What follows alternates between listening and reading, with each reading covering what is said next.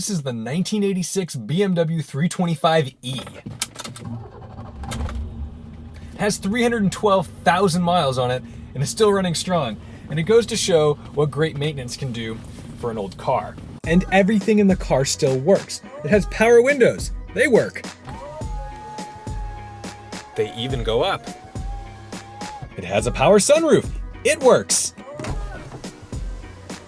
And it closes. It has this unbelievably bold blue interior, and these seats are pretty wild. They don't offer a whole lot in the way of support, but then again, you're probably running the car on like 165 section tires, so how much lateral grip are you really gonna need? But look at this rear bench. You've got little hideaways for the seatbelt buckles. Chances are that's less because of storage and more because you were given the option of whether you wanted to wear them or not. And have a look at the 4-bar linkage in the center armrest. No, Professor Norton, I have not forgotten about your class. And you know it's a driver's car because there's no cup holders at all, unless you have Patrick. Thank you, Patrick. My favorite part about this particular car is that it's a one-owner car. Pretty hard to find a single-owner E30 anywhere. But when you come down to rural Tennessee, here in eastern Tennessee, we can find some gems. And the reason is because they're not rusting out like they do up north. A mild winter can go a long way in preserving a classic car.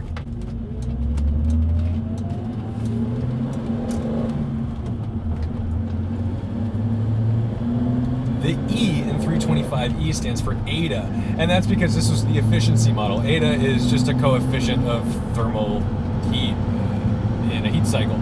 And that is because this car comes with a different engine than that was found in the 325i, or IS for that matter. So the E uses a 2.7 liter block rather than a 2.5 liter. What they did was they lengthened the stroke to get the extra capacity. And in order to improve efficiency, it has a different head. So instead of 7 bearings in the cam, it has 4 to reduce internal friction, and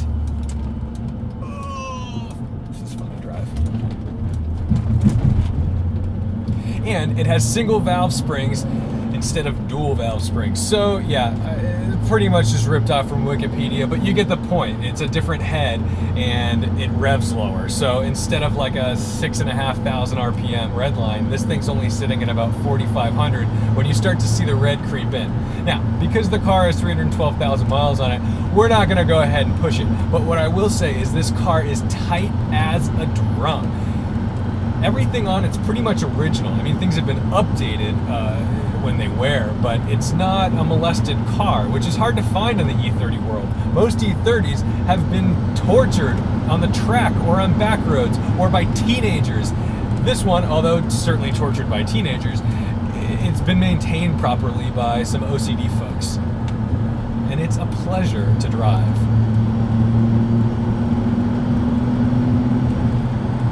What's fun is you start to see the heritage of BMW come out in this car, and it's not because of this car, it's because of the cars that I'm driving. I've noticed that over here on the blinker stock is the board computer toggle switch. I push this just like I do in my E92 and my E39 to change the settings on the board computer. That's really wild that that was kept.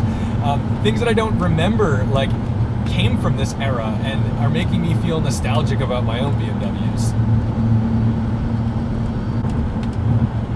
Really easy to rev match.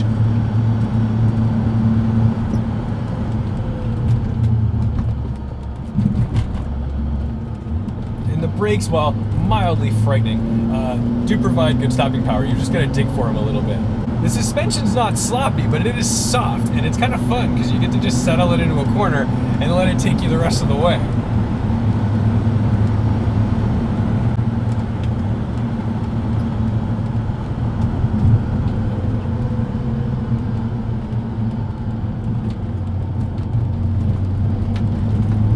The pedal box is set up in such a way that it's really easy to heel toe, and even just rev matching is so natural, and that's something that's been lost in modern cars because modern cars use electronic throttle mapping, and that means that they're trying to tune those throttles for efficiency, which tends to mean that the first inch of pedal travel is different in terms of its resolution to what it's actually doing from pedal to throttle than the rest of the throttle map. So when you give it that initial blip on a new car, you don't always get that satisfying feeling of blipping the engine. You've got to bury it. And when you drive an old car like this, it's a cable. It feels so natural. It opens a throttle, it closes a throttle. End of story.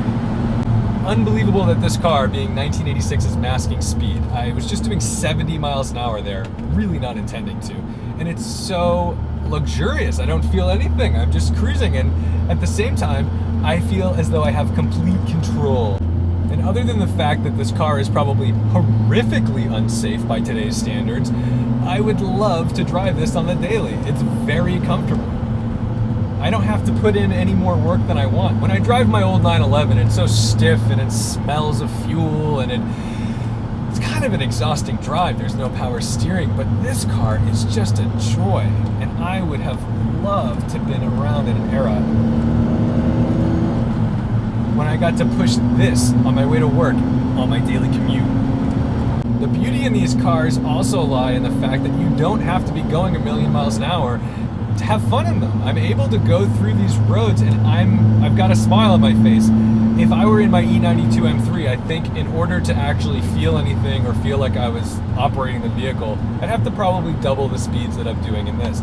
But here, I'm putting around between 40 and 60 miles an hour, tossing it into a corner, and it is just satisfaction all across the board. The technology that they put in this car in 1986 is also pretty impressive, because it was the first time I think you'd be able to go through and toggle through, hey, wow, I love this car. The first time you'd probably be able to toggle through, let's enjoy the road.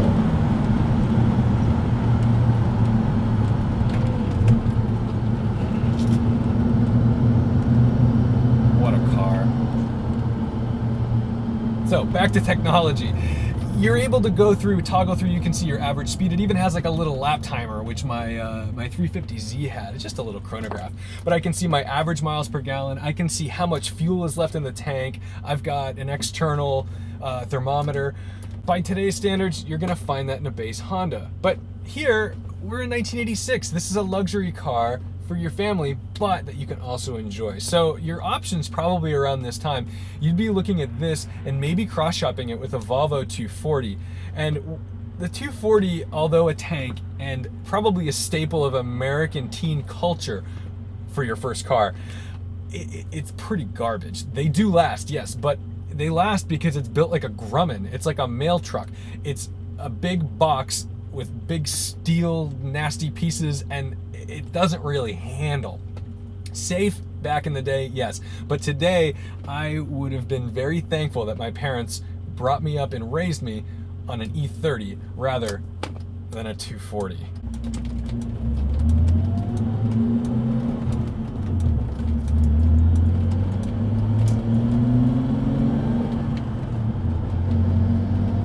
At night, these are probably the best headlights I've ever driven. I am thrilled with how good you can, I mean, it's simple. It's just a really bright bulb, and they're aimed properly. And, you know, it's a shame that the US keeps putting in these regulations about headlights. You can't get a good headlight in the US, and if you do, you've got to code it like Patrick did in his 2 Series to make sure that it actually operates the way it's supposed to operate. But I was genuinely shocked when I saw these last night, illuminating the road perfectly and the high beams stretching all the way down the interstate. That's the kind of stuff that just 1986! And did I mention this car has cruise control? This cruise control operates exactly the same way that my E90 cruise control works. You push it forward to set it, you push it forward to increase your speed, you pull it back to reduce your speed, and you cancel it by toggling up or down. How great is that? These are those weird things that, like, someone driving a new BMW is not gonna notice that this was taken from a car 32 years ago. And sure, some of you are gonna tell me that probably these were all things that were in the E28. It's been a while since I've driven an E28. So right now, I am just basking in the glory of this vintage E30 that still sees pretty much daily duty. You can also see this car in POV form on Winding Road Magazine's channel, link in the card above. Thank you so much for watching, liking, commenting, and subscribing. Don't forget to respect the drive.